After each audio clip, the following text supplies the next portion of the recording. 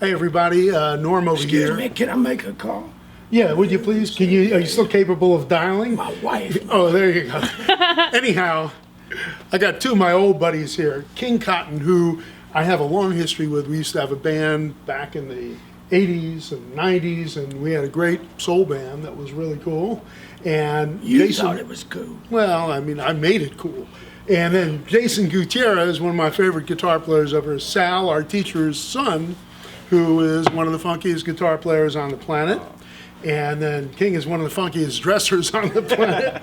I'm not sure exactly I'm not how a dresser, I'm a chifferobe. Okay, all right, whatever that might be. But anyhow, we had a long history with Bo Diddley. I mean, Bo was a good buddy of ours, and I remember... Don't get me started. I tell everything I know. about Bo? Don't try no monkey business, Big Mr. Big. All right. In fact, let me get, as long as we're on that kick with Bo, I want to present you with this right now. Get up on in here, baby girl, and get a load of these two dudes.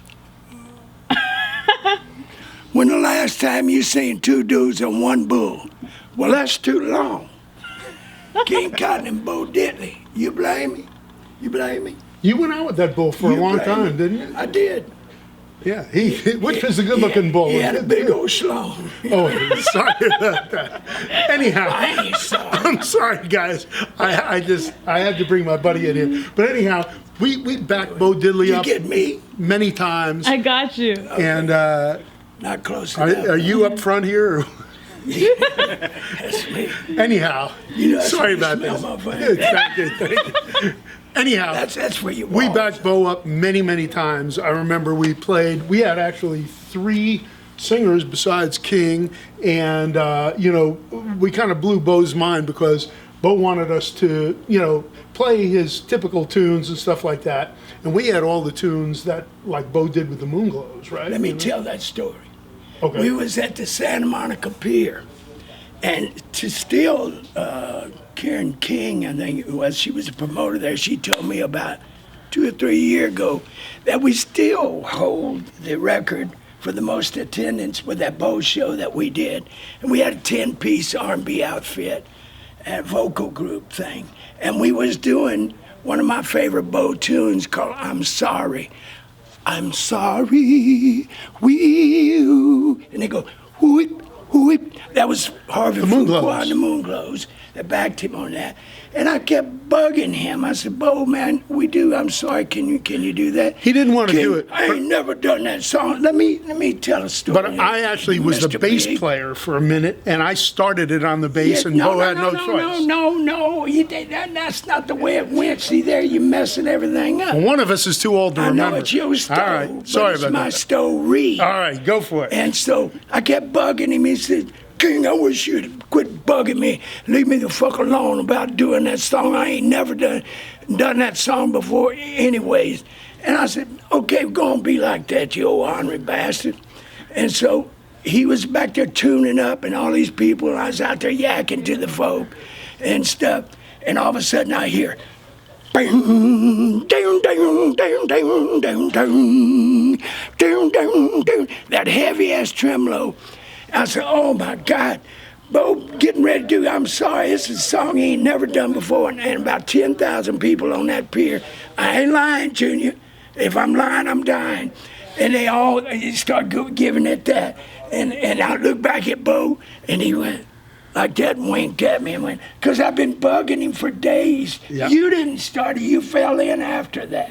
Now, don't lie. Okay, if that's the way it went. I thought I started. That's the way the story went. And let me tell you another story about Bo. You know that song, You Pretty Thing, down, down, down, down, down, down, down. Let me take you by your hand. Bo wrote that song about me when I was a little bitty sprout, shit and yellow.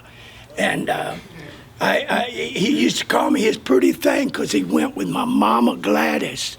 He was going with my mama Gladys, and he would come over to the house sometime.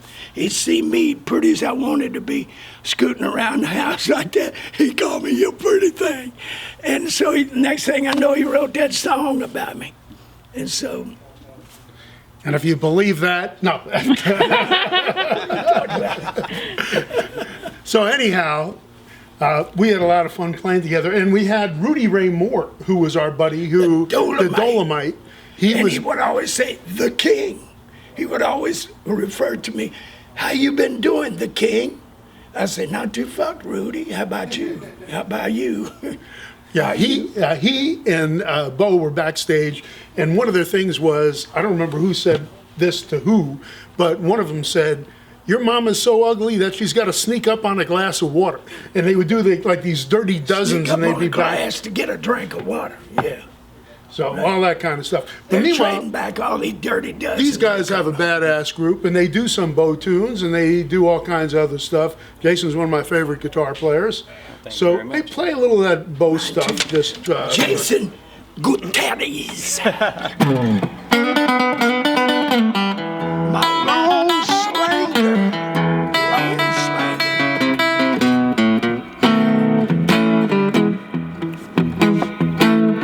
As I was driving by on Boulevard late one night, I spied a guy over on the corner bumming all alone.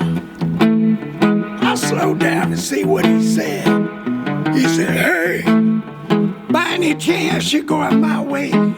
I said, why sure, baby, hop on in and give me a cigarette. Just then he reached down in his pocket, and that was the moment I regret. He ought to reach for the sky. I said, but I don't understand, sir. Don't try no monkey business. I got the stopper in my hand. I did. He said, look here. You see this shit I got in my hand? It's a 38 pistol built on a 45 frame. Shoots tombstone bullets, Mr. Big, and a ball and chain. Now, I don't want to shake you up any, but I just want you to know if the cops start crowding me any, you're gonna be the first to go. So he told me, look here, you just drive on, don't look back, act like there ain't nothing happening. That's what he told me. He wouldn't let me look back at nothing. And then he said, you see that red light up there? He wanted me to go to my left and then jump back to my right. He said, now you see that alley over there? No, not that alley. That one over there. He said, I want you to pull in that alley and keep a sharp lookout while I sneak in that back door. And I want you to always be on guard.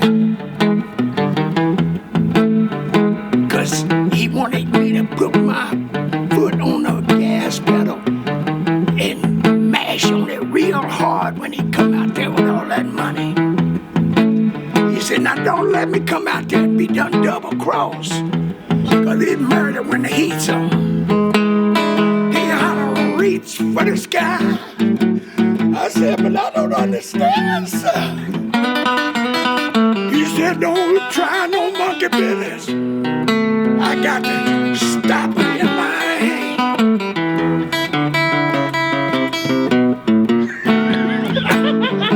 So, what was the word? You cracked me up now. You got me all. Sorry about that. So, as I was sitting there just trembling, a spotlight hit me dead in the face. The cops pulled up behind me and said, move up a little bit, man, for we want to take your place. And then this guy come running out that store with all that money in his hand. He said, oh, there you are. He made a mistake in the dark, ran and jumped in the police car. When they put the handcuffs on him, I said, child, your crime have outgrew him.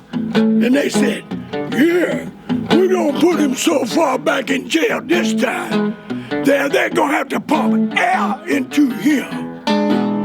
They had to reach for the sky. And this guy said, but I don't understand, Mr. Policeman. I mean, Lucifer. Officer, don't try no monkey business, boy. Cause we got the stopper in our hand. And that's all over for the cops and robbers.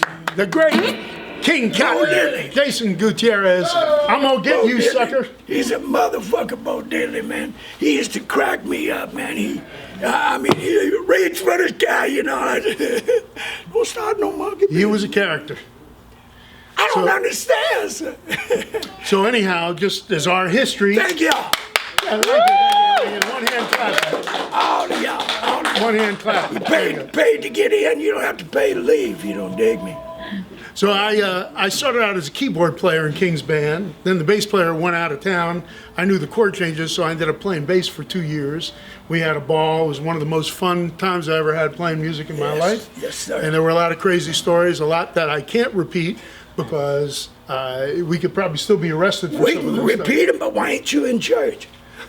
There you go. Anyhow, the great King Cotton, thank you so much. Thank you, Mom. All right. Thanks, Jason Norm. Gutierrez, King Cotton Band, still performing. Where are you going to be playing? Other than jail? We play at the Viva Canteen about once a month. Yep. In my bedroom later tonight. The latest version of the band is called King Cotton's Aggravation.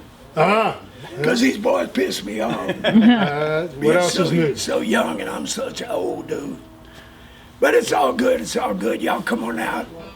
And it's always free to get in. And it's always a blast. Well, he's always Bring been your dancing fun shoes. and always has a great band. And I was proud to be part of it. And now he's got the young guys. So We might get something else going too. You play your cards right. I'm going to start working on it. I'll start practicing again. Give me that stack of guitars right there, and I can work on it for you. All right. Well, you heard it right here. King Cotton, Jason Gutierrez, the King Cotton Band, King Cotton and Aggravation.